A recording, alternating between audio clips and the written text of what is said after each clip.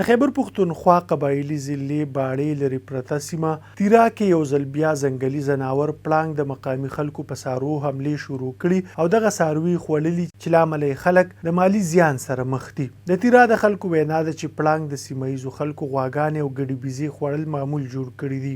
مقامي خلک په غرونو کې خپل څاروي سره وي، په کم چې په سیمه کې موجود پړانګ حمله کوي. د مقامي خلکو له مخې په تیرا کې د پړانګ او مارخور ترڅنګ نور ځنګلي او خطرناک ځناور هم موجود دي.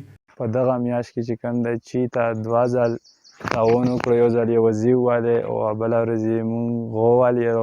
نو چې کومې متعلقه ادارې دي ټولې دا دی د مونږ امداد وکړي، د شي مخنیوی وکړي. کومې چیتا چې رکوزیږي او دا کم نقصان یې کړی، نو دغو ادارو له پکار ده چې د دغو خلکو یې کم نقصان کړی چې دا ویر کړي او د شي مخنیوی وکړي چې دا څه ترتیب او طریقه یې جوړه کړي.